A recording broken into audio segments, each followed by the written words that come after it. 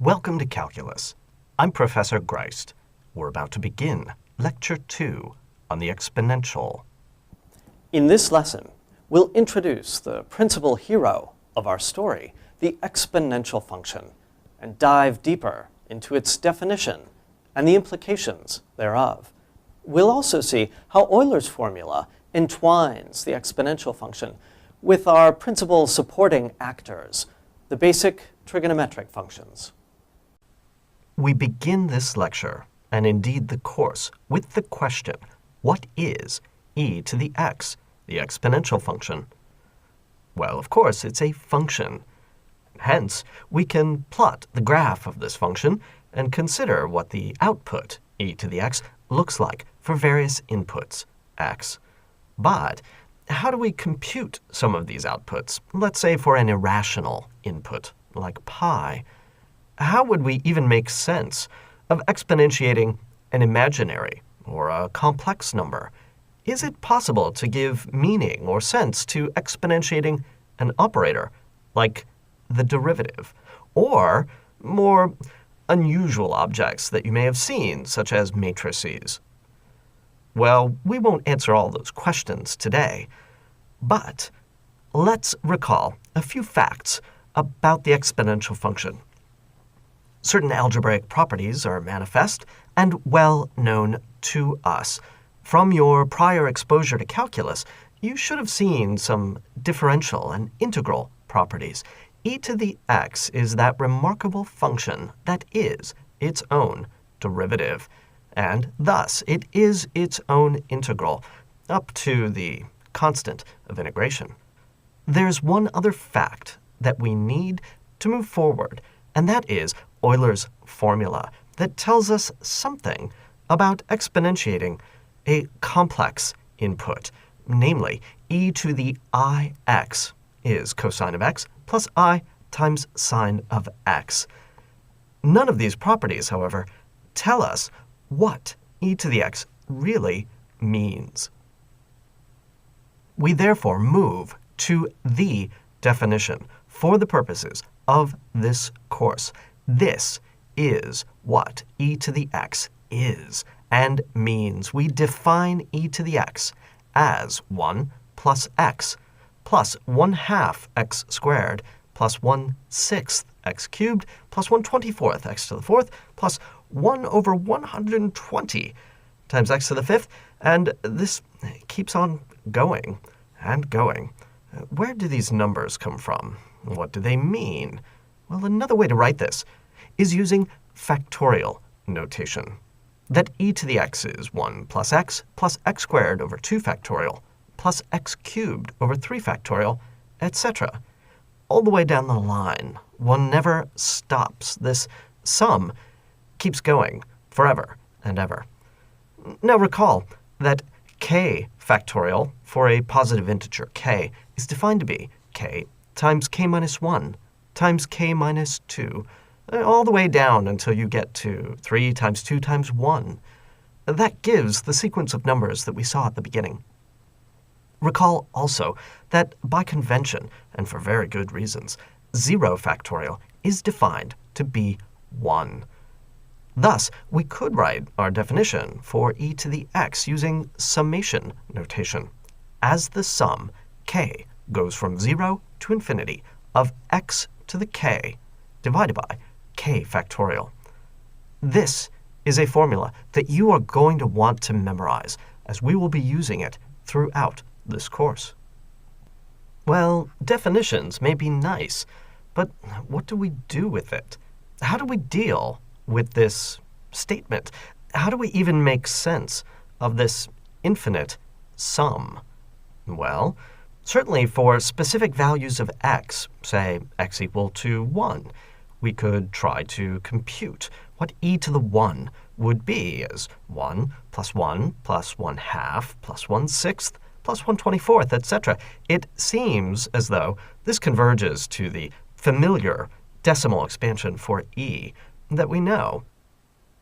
In general, the principle that you should follow in trying to understand statements such as the definition of e to the x is to pretend that this is a long polynomial a polynomial of unbounded degree. Now, polynomials are wonderful objects to work with, very simple from the point of view of differential and integral calculus. Recall that when it comes to differentiation, the derivative of x to the k is k times x to the k minus 1. Likewise, the integral of x to the k is x to the k plus 1 over k plus 1. Don't forget the arbitrary constant, and don't forget that something unusual happens when k is equal to negative 1. Both of these properties should be familiar from your previous exposure to calculus. Given these facts about polynomials, let's see what we can observe about e to the x. For example, if we tried to differentiate e to the x by using our definition, then what would we obtain? Well, thinking of e to the x as a long polynomial in x allows us to apply what we already know. For example, what is the derivative of 1? That's clearly 0. The derivative of x is clearly 1. What is the derivative of 1 over 2 factorial times x squared? Well, it's 1 over 2 factorial times the derivative of x squared, which is 2x. We can continue on down the line, taking the derivative of x cubed to be 3x squared, etc., following the constants as we go. Now, a little bit of simplification tells us that the 2x divided by 2 factorial gives us simply x. The 3x squared divided by 3 factorial gives us simply x squared over 2 factorial. This pattern continues since k divided by k factorial is 1 over quantity k minus 1 factorial. And what do we observe? We observe that we obtain the definition of e to the x by simply following what seemed to be the obvious thing to do. Will that work if we try to integrate as well? Let's see. If we try to integrate our definition of e to the x, 1 plus x squared over 2, etc., what will we get? Well, the integral of 1 gives us x. The integral of x gives us 1/2 x squared. If we have a 1 over 2 factorial times the integral of x squared, that's 1/3 x cubed. I'll let you follow this pattern all the way down the line and see that with a little bit of simplification, we wind up getting not quite e to the x. It appears as though we're missing the first term. We are missing the 1 out in front. So we've obtained e to the x minus 1. That's not quite the way I remember the integral of e to the x going. However, we have forgotten, as one often does, the arbitrary constant out in front. We can absorb that negative 1 into the arbitrary constant, and what we have obtained is, up to a constant, e to the x. That bodes well. Let's see what else we can do. Recall Euler's formula that tells us something about exponentiating I times x in terms of cosines and sines. What happens if we apply our definition of the exponential in this case? If we want to take e to the I times x, well, this is 1 plus I times x, plus 1 over 2 factorial times quantity ix squared, that is, I squared times x squared, etc., etc. There are a lot of terms here. Then it appears as though there are some simplifications that we could do.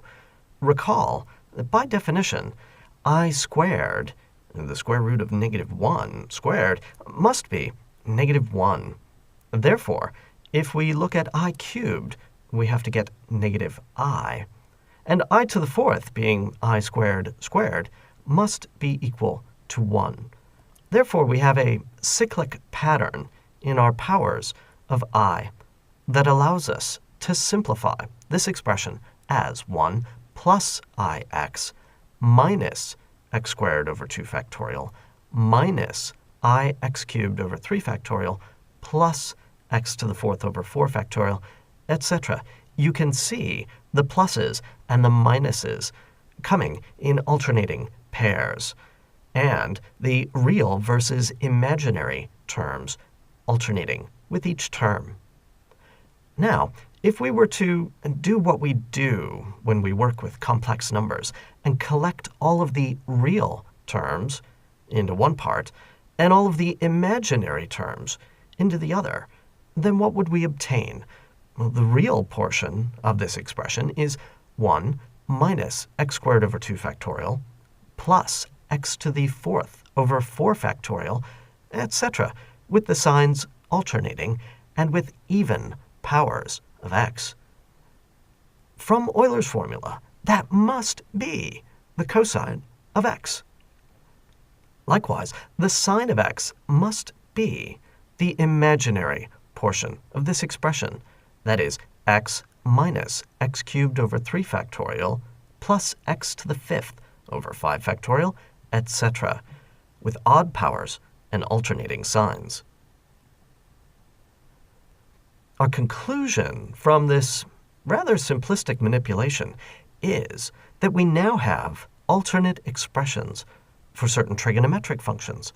The cosine of x is 1 minus x squared over 2 factorial plus x to the 4th over 4 factorial minus x to the 6th over 6 factorial, etc. In summation notation, we could use a wonderful little trick to express this compactly as the sum, k goes from 0 to infinity, of negative 1 to the k times x to the 2k over quantity 2k factorial. That builds in the alternating signs and the even powers.